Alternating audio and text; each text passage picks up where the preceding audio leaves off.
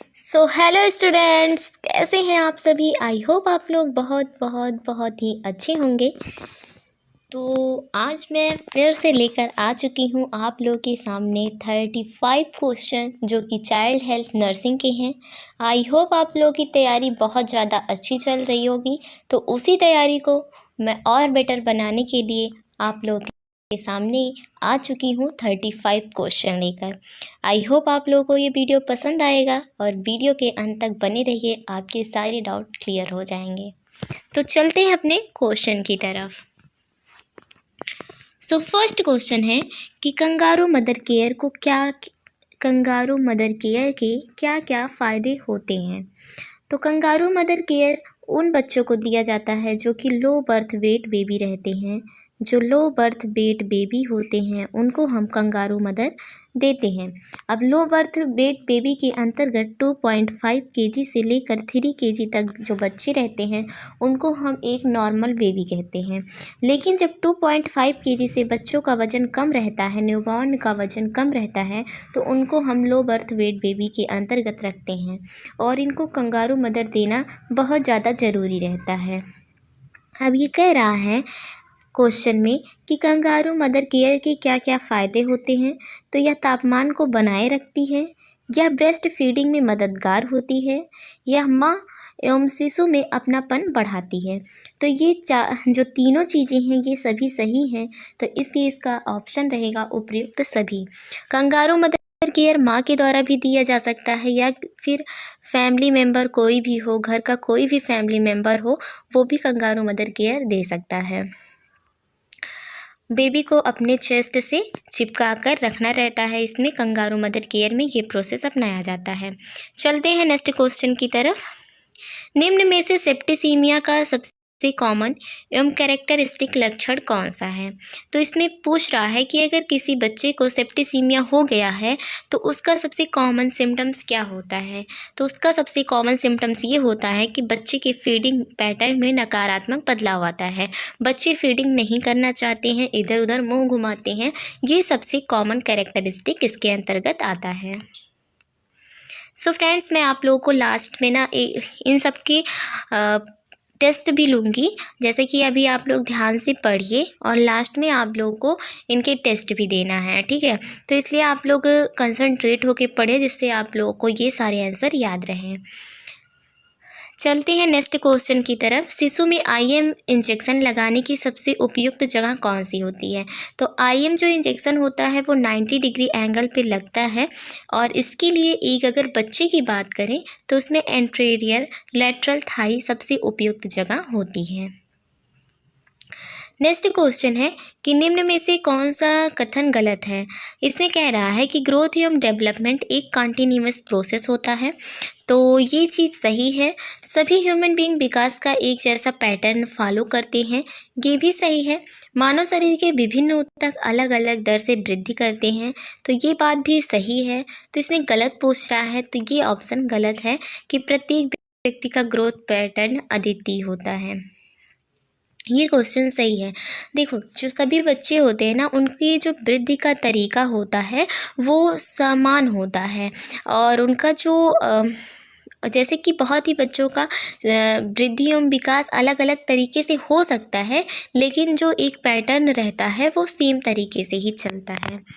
Next question है कि निम्न में से कौन सा लो बर्थ वेट बेबी का सही क्राइटेरिया है। तो अभी मैंने आपको पहले ही क्वेश्चन में बताया कि 2.5 केजी से अगर बच्चे का वजन कम रहता है तो वही लो बर्थ वेट बेबी कहलाते हैं। किस उम्र पर एक बच्चा बिना सहारे के बैठ सकता है। तो देखो, जो बच्चे होते हैं ना वो बिना सहारे के जब 8 माह के हो जाते हैं तो उनको सहारे की ज़रूरत नहीं पड़ती है और वो बिना सहारे के ही बैठ सकते हैं। नेक्स्ट क्वेश्चन इज किस उम्र पर एक बच्चा सर्वप्रथम सहारे के साथ बैठना शुरू करता है। 37 नंबर क्वेश्चन है कि किस उम्र पर एक बच्चा सर्वप्रथम सहारे के साथ बैठना शुरू करता है। तो इसमें सहारे की बात की गई है, तो इसलिए इसका सहारे के साथ है। तो 5 माह का जब बच्चा हो जाता है तो अगर उसको आप सहारा देकर बैठाना चाहते हैं तो वो बच्चा बैठने में समर्थ हो जाता है। एक बच्चा किस उम्र पर चलना एवं दौड़ना प्रारंभ करता है? नॉर्मली कुछ बच्चे ऐसे भी होते हैं कि 11 और 12 महीने में भी चलना स्टार्ट कर देते हैं, बट उनको सहारे की ज़रूरत पड़ती है, वो धीरे धीरे चलना स्टार्ट करते हैं। और इसमें बात की गई है कि दौड़ना भी प्रारंभ कर देते हैं, तो वो है ऑप्शन डी। तो 18 महीने पर जो बच्चे होते हैं वो चलना एवं दौड़ना स्टार्ट कर देते हैं। नेक्स्ट क्वेश्चन की ओर चलते हैं हम। तो इसमें नेक्स्ट क्वेश्चन हमारा है कि निम्नलिखित में से कौन सा रिफ्लेक्स नवजात शिशु में पाया जाता है? तो सारे रिफ्लेक्स की बात इसमें की गई है। प्यूपिलरी रिफ्लेक्स, जिसमें बच्चे आँखों को इधर उधर करते हैं। मोरो रिफ्लेक्स है। रोटिंग रिफ्लेक्स है, जब बच्चे के मुंह के पास हम अंगुली को रखते हैं रोटिंग रिफ्लेक्स पे, तो उसी तरफ वो अपने मुंह को घुमा देते हैं, ये होता है रोटिंग रिफ्लेक्स। और प्रिंसर ग्रैब्स रिफ्लेक्स कोई भी बच्चों का रिफ्लेक्स नहीं होता है, इसलिए ये ऑप्शन गलत है। आप लोगों को मैं जितने भी रिफ्लेक्सेस होते हैं बच्चों के अंदर, इन सब की एक अलग से वीडियो बनाकर दे दूँगी, जिससे आप लोग को अच्छे तरीके से समझ में आ जाए। नेक्स्ट क्वेश्चन इज निम्न में से कौन सा वार्म चैन का तत्व नहीं है? तो वार्म का मतलब होता है कि गर्म करने की प्रक्रिया कौन सी नहीं है। तो डिलीवरी रूम का तापमान 25 डिग्री सेल्सियस से अधिक हो, ये भी तो एक वार्म चैन का ही तत्व है। माँ एवं शिशु के बीच स्किन टू स्किन कांटेक्ट, जब माँ और बच्चे स्किन टू स्किन कांटेक्ट करते हैं तो उनकी बॉडी के टेम्परेचर में गर्माहट होती है, तो ये भी एक वार्म चैन का ही तत्व है। बच्चे के जन्म के तुरंत बाद स्नान करवाना, ये कोई भी वार्म चैन का तत्व नहीं है, क्योंकि इसको तो ठंडी हो रही है उसकी बॉडी ना, तो ये वार्म चैन का तत्व नहीं है। नेक्स्ट क्वेश्चन है कि मूत्र त्याग के बाद तुरंत बच्चे के कपड़े बदलना एवं शरीर को पोंछना। तो जैसे कि जब बच्चे यूरिन पास आउट करते हैं तो उनकी जो कपड़े होते हैं वो गीले हो जाते हैं, तो इस तरीके से अगर आप बच्चे के कपड़े को तुरंत बदल देते हैं और उनकी स्किन को पोंछ देते हैं, जो कि यूरिन लगा हुआ रहता है, तो इससे फिर उनके अंदर गर्माहट का ही एहसास होता है, ये गर्म करने की एक प्रक्रिया होती है। तो इसलिए इसमें ऑप्शन जो है सी सही हो जाएगा, बाकी सारे ऑप्शन नहीं होंगे इसमें, क्योंकि तत्व नहीं है। ये भी आप लोग ध्यान दिया करिए कि कहाँ पे नहीं बोला है और कहाँ पे है बोला है। नेक्स्ट क्वेश्चन इज निम्न में से कौन सा कथन सत्य है? तो जन्म के समय हेड सरकमफ्रेंस एवं चेस्ट सरकमफ्रेंस समान होते हैं, ये जो है सत्य नहीं है। इसमें ऑप्शन हो जाएगा कि 1 वर्ष की उम्र पर हेड सरकमफ्रेंस और चेस्ट सरकमफ्रेंस समान हो जाता है, तो 1 साल की उम्र में ऐसा होता है, तो इसलिए ऑप्शन सी इज राइट और ये ऑप्शन रॉन्ग हो जाएगा। नेक्स्ट क्वेश्चन है कि किस उम्र पर एक बच्चा एक स्मॉल ऑब्जेक्ट को इंडेक्स फिंगर एवं अंगूठे के बीच पकड़ना प्रारंभ कर देता है? तो ये क्वेश्चन है कि किस उम्र में ऐसा करना स्टार्ट करता है। तो इसका राइट आंसर हो जाएगा कि 9 महीने पर एक बच्चा जो होता है वो स्मॉल कोई छोटी चीज़ें रहती हैं तो उनको इंडेक्स फिंगर और अपने अंगूठे, इंडेक्स फिंगर बोले तो सबसे जो अंगूठे की बगल वाली अंगुली रहती है उसको इंडेक्स फिंगर कहते हैं, और ये होता है मिडिल फिंगर, और उसके बाद जो होता है ये होता है रिंग फिंगर, और सबसे जो छोटी अंगुली रहती है उसको हम कहते हैं लिटिल फिंगर, और इसके बाद ये जो होता है उसको हम कहते हैं इस अंगुली को हम थंब कहते हैं, जिसको आप लोग अंगूठी के नाम से भी जानते हैं। तो अंगूठा कहते हैं, और अगर हिंदी में बात करें तो इसको तर्जनी कहते हैं, और ये जो मिडिल फिंगर होता है इसको मध्यिका कहते हैं, और ये जो रिंग फिंगर इंग्लिश में जिसको कहते हैं उसको अनामिका कहते हैं, और ये जो लिटिल फिंगर है इसको हम क्या कहते हैं, कनिष्का भी कहते हैं। तो आप लोग ये फिंगर के रूट भी याद कर लीजिए, जिससे कि अगर ये क्वेश्चन में आए इंग्लिश या हिंदी में तो आप लोग उसको कर सकें। तो इसका राइट आंसर सी हो जाएगा। Next question is breast milk में पाए जाने वाला बाइफिडस फैक्टर किस बैक्टीरिया की ग्रोथ में सहायक होता है? तो इसका राइट आंसर हो जाएगा लैक्टोबैसिलाई। तो इसका ब्रेस्ट मिल्क में पाए जाने वाले जो बाइफिडस फैक्टर होते हैं वो लैक्टोबैसिलाई बैक्टीरिया की ग्रोथ में सहायक होते हैं।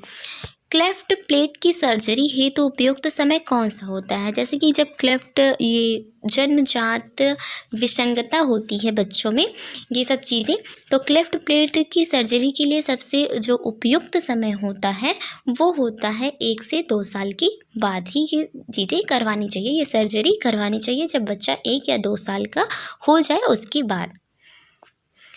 नेक्स्ट क्वेश्चन इज निम्न में से क्वाशियर-कोर की 3 प्रमुख लक्षण क्या क्या हैं जो कि क्वाशियर-कोर के लक्षण हैं? तो क्वाशियर-कोर आप लोग जानते ही होंगे कि क्वाशियर-कोर जो है प्रोटीन की कमी से ये बीमारी होती है बच्चों में। इसमें क्या होता है कि बच्चे में वृद्धि में रुकावट आ जाती है और मानसिक परिवर्तन होता है और उनमें स्वेलिंग भी आ जाती है। तो ये जो 3 कैरेक्टरिस्टिक हैं क्वाशियर-कोर के। चलते हैं नेक्स्ट क्वेश्चन की तरफ।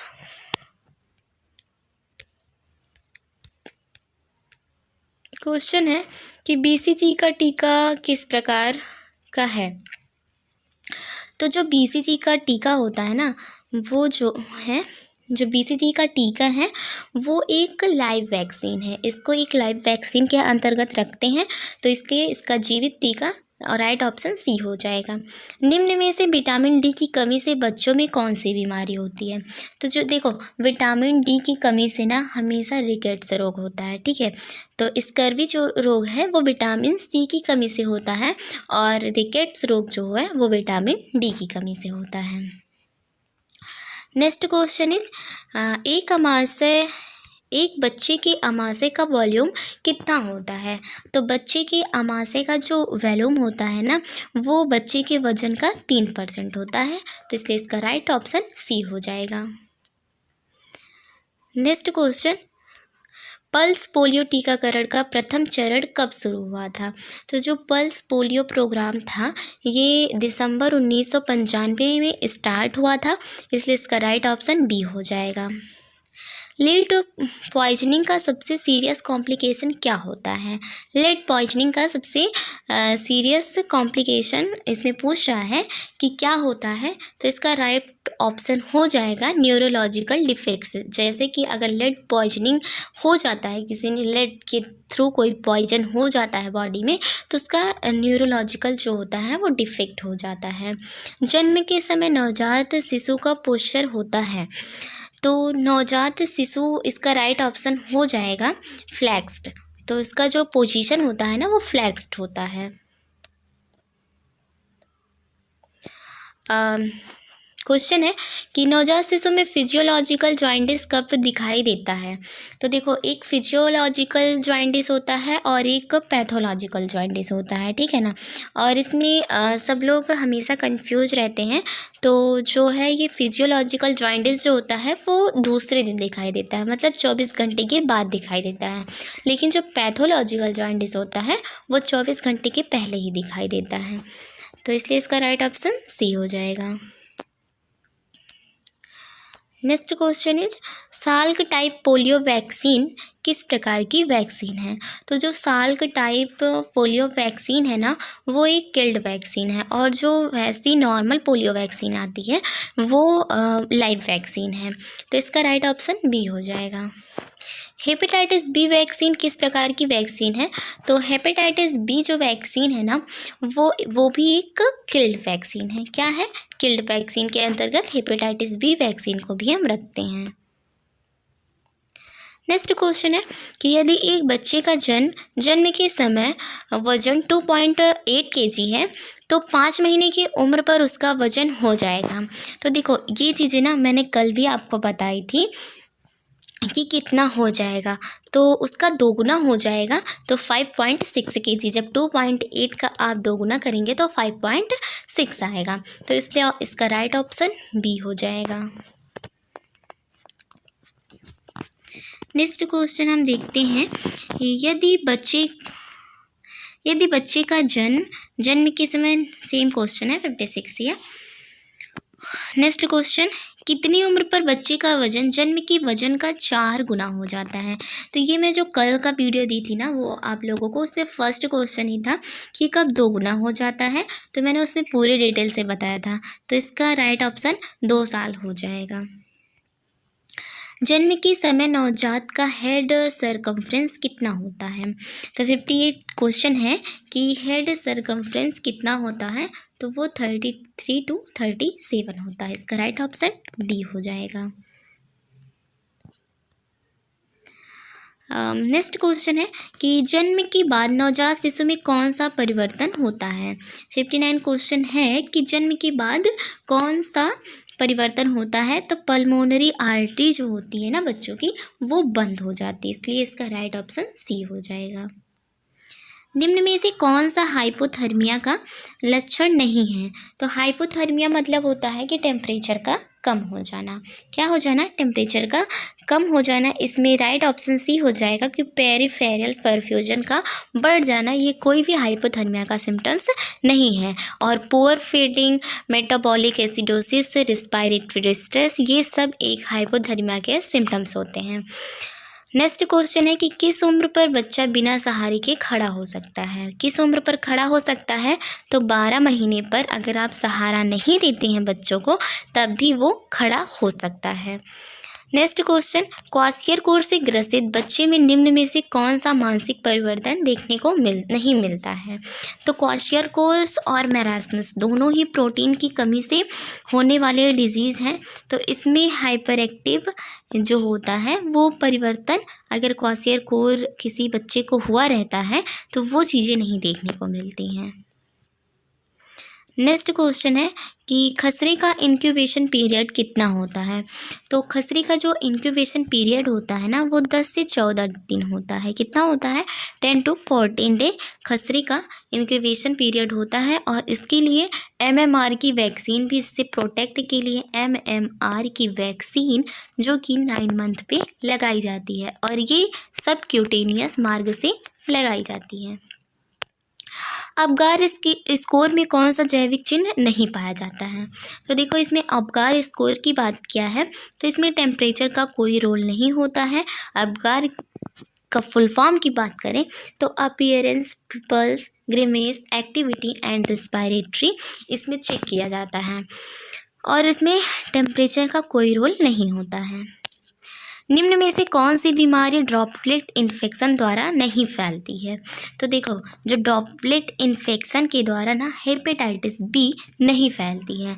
बाकी जितनी भी बीमारियां हैं, खसरा हो गया, डिप्थीरिया हो गया, चिकन पॉक्स हो गया, ये सब एक ड्रॉपलेट इन्फेक्शन होता है, ड्रॉपलेट इन्फेक्शन के थ्रू फैलती हैं। बट जो हेपेटाइटिस बी होता है वो ड्रॉपलेट इन्फेक्शन के थ्रू नहीं फैलती। हेपेटाइटिस बी को ना थोड़ा एड्स के तरीके से भी हम देख सकते हैं। ये दोनों कुछ कॉमन होते हैं, कुछ कुछ सिम्टम्स जो होते हैं एड्स के, वो हेपेटाइटिस के जैसे ही होते हैं। तो चलते हैं अपने टेस्ट की तरफ, और आई होप आप लोग तैयार होंगे अपने टेस्ट के लिए, है ना। देखो, आप लोग ना अपने आप को आजमाओ कि आपने कितने क्वेश्चन, कितने केयर से आपने ये क्वेश्चन देखा हुआ है। और अगर आपने केयर से नहीं देखा हुआ है तो वीडियो को फिर से ऑन करके फिर से देखिए, जिससे आप अगर इतना टाइम दे रहे हैं तो कम से कम जितना, अगर आप इतना टाइम दे रहे हैं तो अगर आपको क्वेश्चन तैयार हो रहा है तो अच्छी बात है, नहीं तो फिर पढ़ने का क्या मतलब जब आपको वो क्वेश्चन, वो चीज़ें तैयार ही ना हो। इससे अच्छा आप लोग घूमो, टहलो, एंजॉय करो, क्या ही मतलब है। तो इसलिए ना अपने आप को भी अंदाज़िए कि मैंने जितना पढ़ा है वो मुझे याद हुआ या नहीं। अगर नहीं याद होता है ना तो फिर से उन चीज़ों को याद करने की कोशिश करिए। और यकीनन अगर आप एक बार 2 बार कंसंट्रेट होकर वीडियो को देखते हो ना, तो वो आपको चीज़ें ज़रूर याद होंगी। तो इसलिए मैं बोलती हूँ कि टेस्ट लास्ट में इसीलिए ले लेती हूँ कि जिससे आपको पता चले कि आपको कितनी चीज़ें तैयार हुई हैं। सो नेक्स्ट क्वेश्चन, हमारा first question, kangaroo mother care को के क्या क्या फ़ायदे होते हैं? नेक्स्ट क्वेश्चन, निम्न में से सेप्टिसीमिया का सबसे कॉमन एवं कैरेक्टरिस्टिक सिम्टम्स कौन सा है?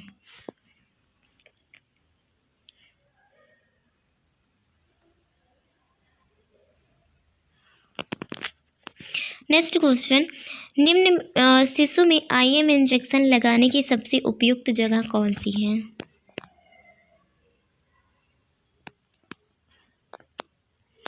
नेक्स्ट क्वेश्चन, निम्न में से कौन सा कथन गलत है?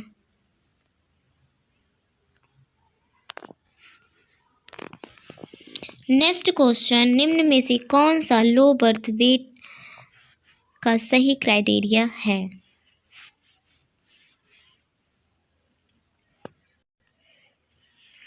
नेक्स्ट क्वेश्चन, किस उम्र पर एक बच्चा बिना सहारे के बैठ सकता है?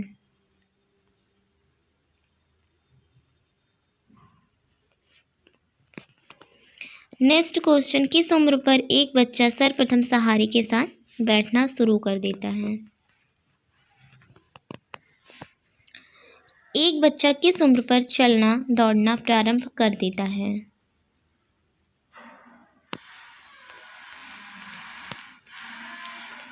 नेक्स्ट चलते हैं,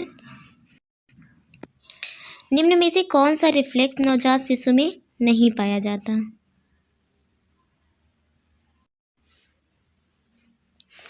नेक्स्ट क्वेश्चन, निम्न में से कौन सा वार्म चयन का तत्व नहीं है?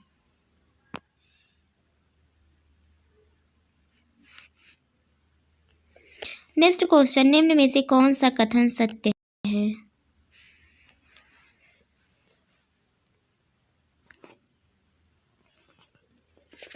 नेक्स्ट क्वेश्चन, किस उम्र पर एक बच्चा एक स्मॉल ऑब्जेक्ट को इंडेक्स फिंगर एवं अंगूठे के बीच पकड़ना प्रारंभ कर देता है? ब्रेस्ट मिल्क में पाए जाने वाले बाइफिडस फैक्टर किस बैक्टीरिया के ग्रोथ में सहायक होते हैं?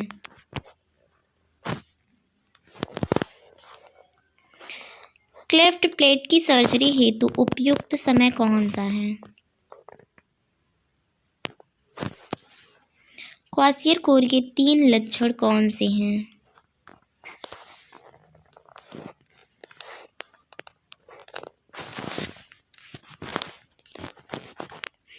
नेक्स्ट है कि बीसीजी का टीका किस प्रकार का है?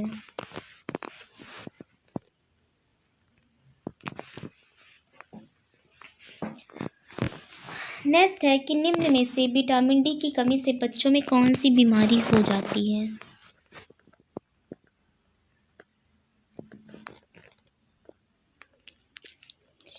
एक बच्चे का आमाशय का वॉल्यूम कितना होता है?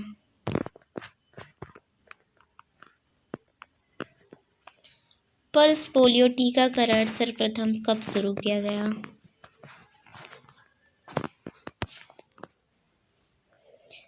लेड पॉइजनिंग का सबसे सीरियस कॉम्प्लिकेशन कौन सा है?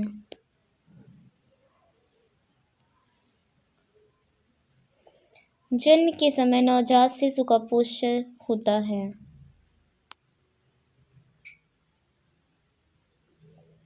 नवजात शिशु में फिजियोलॉजिकल जॉइंटिस कब दिखाई देता है?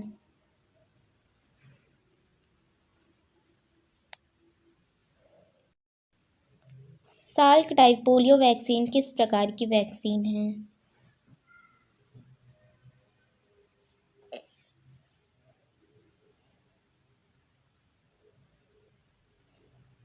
हेपेटाइटिस बी वैक्सीन किस प्रकार की वैक्सीन है?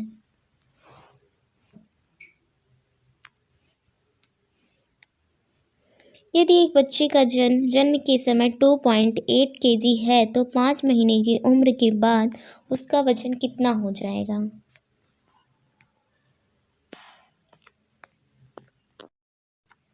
नेक्स्ट है,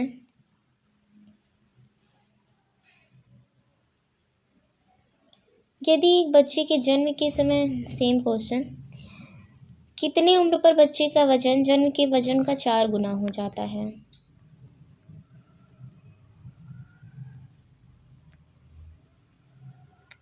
जन्म के समय नवजात का हेड सरकमफ्रेंस कितना होता है?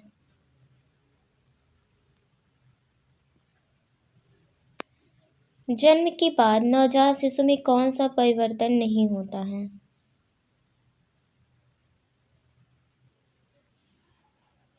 तो इसका राइट ऑप्शन कौन सा होगा? पल्मोनरी आर्टरी का बंद हो जाना की परिवर्तन नहीं होता है, बाकी सारे परिवर्तन होते हैं। डक्टस वेनस का बंद हो जाना, फॉर्मेन ओवले का बंद हो जाना, फीटस शंट का बंद हो जाना, ये सारी चीज़ें होती हैं, लेकिन पल्मोनरी आर्टरी का बंद होना ये चीज़ें नहीं होती हैं। निम्न में से कौन सा हाइपोथर्मिया का सिम्टम्स नहीं है? किस उम्र पर बच्चा बिना सहारे के खड़ा हो सकता है?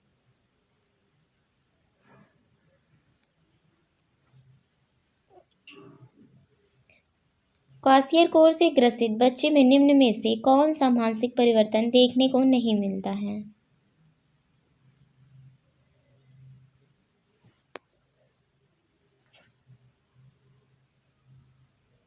तो इसका राइट ऑप्शन कौन सा था? Hyper active. ठीक है। खसरे का इंक्यूबेशन पीरियड कितना होता है?